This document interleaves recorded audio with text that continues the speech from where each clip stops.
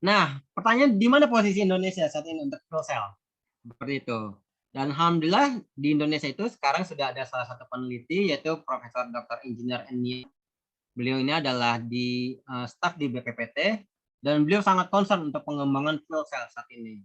Dan beliau sudah mengembangkan bersama tim dan juga mahasiswa yang menjadi tim beliau itu mengembangkan fuel cell di mobil Golf. Mungkin bisa dilihat di atapnya dari PV. PV ini digunakan untuk menghasilkan hidrogen, tinggal injeksi air, dapat hidrogennya, hidrogen digunakan di ini fuel cellnya yang di belakang ini. Jadilah mobil ini bergerak ya. Tinggal isi air, kemudian bergerak seperti itu. Dan juga ini ada motor. Beliau dan tim juga mengembangkan motor. Mungkin kalau teman-teman bisa melihat, ini ada tabung kecil. Mungkin ini sekecil alat pemadam api yang kecil, yang biasanya di mobil-mobil biasanya. Ini sekali isi, itu bisa menempuh 750 km untuk motor. Ini sangat potensial untuk dikembangkan di Indonesia. Cuma terkendala saat ini adalah ekosistemnya, di mana jika dibutuhkan fueling station atau stasiun pengisian bahan bakar hidrogen ini yang belum ada di Indonesia dan investasinya sangat mahal. Terakhir sudah ada agreement dengan PLN, cuma sepertinya sekarang sedang bergeser ke EV karena memang ini yang sedang booming seperti itu. Tapi kita tidak boleh lengah ini. Karena jika sudah Eropa, Jepang, Amerika sudah mengembangkan ekosistemnya, jangan sampai Indonesia jadi konsumen lagi. Kita harus jadi pemain utama seperti itu. Mudah-mudahan dalam waktu dekat kita semua bisa mengembangkan ini. Nah, untuk di Indonesia sendiri, baru ada satu perusahaan yang bermain di fuel cell ini, yaitu PT Kaskadian. PT Kaskadian ini adalah perusahaan luar yang berinvestasi di Indonesia. Dia menyediakan fuel cell untuk power backup BTS atau pemancar telekomunikasi. Yang tadinya BTS ini menggunakan diesel engine, kemudian akhirnya terutama Telkomsel ya, ini yang pengguna besar itu sudah sampai 1000 titik untuk menggunakan fuel cell. Itu mengganti dari diesel engine ke fuel cell ini. Kenapa? Alasannya pertama, tidak perlu kita pasokan diesel seperti itu. Diesel ini yang bisa ke daerah-daerah itu jadi mahal, cukup menggunakan air atau metanol bahkan. Sehingga metanol ini bisa lokalan seperti itu. Dan yang paling penting adalah sedikit potensinya untuk dicuri. Karena teknologi ini ya, karena belum booming, untuk pencurian itu tidak terlalu besar potensinya seperti itu. Karena itu, PT Kaskadian ini sedang berupaya gencar-gencarnya untuk mengembangkan fuel cell di Indonesia seperti itu. Dan juga untuk teman-teman yang tertarik untuk belajar langsung tentang fuel cell, itu bisa mengajukan ke PT Kaskadian dengan syarat siap dilempar ke daerah-daerah karena memang ini untuk di pelosok-pelosok ya seperti itu. Dan juga jika ingin melihat unitnya, kalau tidak salah ini PT Kaskadian sebagai CSR-nya itu sudah menyerahkan satu unit di Universitas Islam UII di Bandung seperti itu. Dan mungkin nanti Untan juga bisa mengajukan seperti itu jika ingin belajar fuel cell ke PT Kaskadian, CSR-nya seperti itu, satu unit fuel cell seperti itu untuk kita belajar bersama.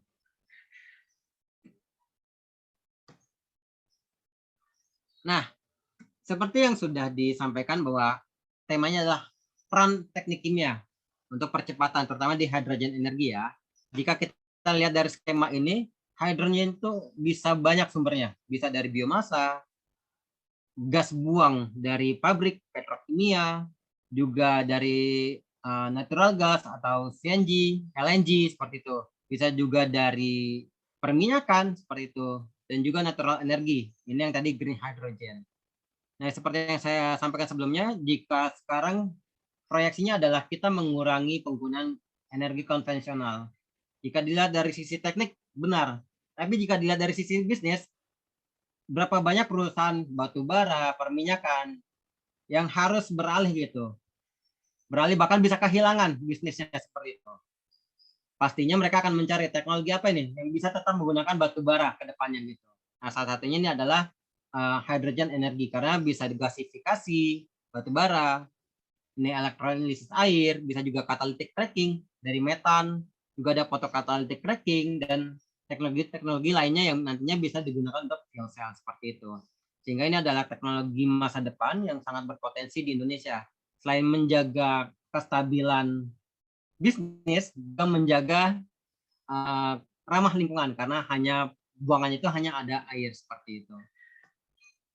Nah, untuk elektrolisis itu di Amerika yang sangat concern sekarang itu NREL, National Renewable Energy Laboratory. Mereka sedang mengembangkan, ini adalah alat electrolyzer-nya yang sangat besar. Itu sekarang mereka sedang mengembangkan kapasitasnya 1,2 megawatt dengan menggunakan PV, wind turbine seperti itu. Nah, di sini teknik kimia bisa berperan nih. Proses elektrolisanya semakin diefisiensikan seperti itu. Untuk kompresi gasnya, plan untuk penyimpanan hidrogen, storage di bawah tanah, dan akhirnya nanti digunakan oleh fuel cell seperti itu. Di sini teknik kimia bisa berperan penting dan bermain aktif seperti itu untuk proses elektrolisisnya.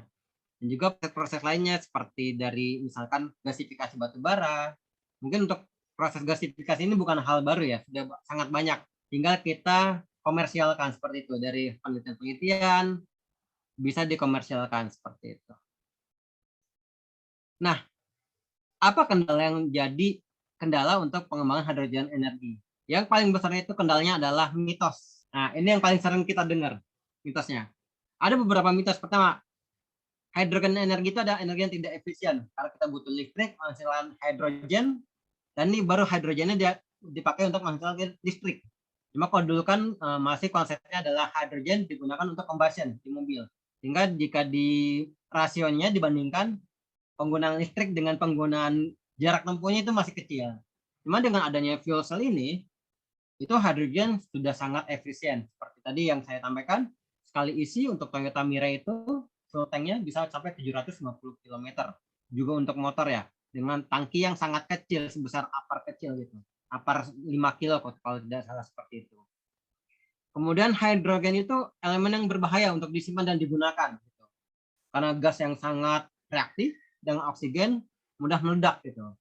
Cuma kita terkadang lupa, setiap hari di rumah itu ada gas LPG, kita naik motor di atas tangki bensin gitu. Sehingga mitos-mitos ini rasanya tidak mungkin ya, atau nggak masuk akal ya jika kita takut terhadap hidrogen seperti itu. Jika dibilang kita pakai tabung hidrogen itu sangat berbahaya, memang berbahaya, tapi kita juga setiap hari menggunakan gas LPG, mobil di atas tangki bensin yang puluhan liter, di atas motor juga isi bensin gitu. Jadi ya sama aja, yang terpenting itu adalah tingkat keamanannya atau safety-nya. Kita bisa menggunakan HIRAT untuk mengidentifikasi dan juga analisisnya untuk determinannya seperti itu.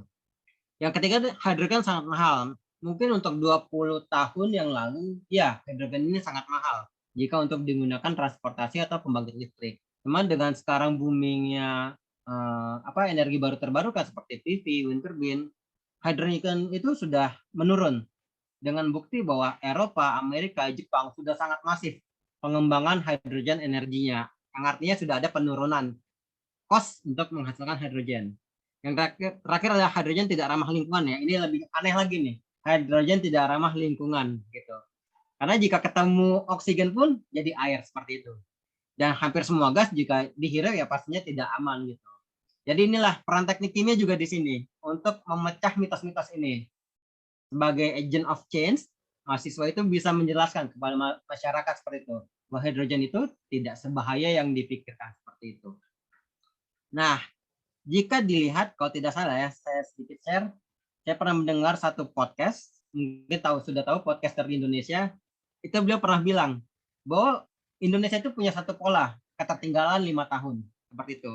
Dan jika kita lihat, dari EV ini, electric vehicle, di mana waktu itu kita sudah bisa membangun ya, 1 atau 2, bahkan bis juga, electric vehicle di tahun 2015.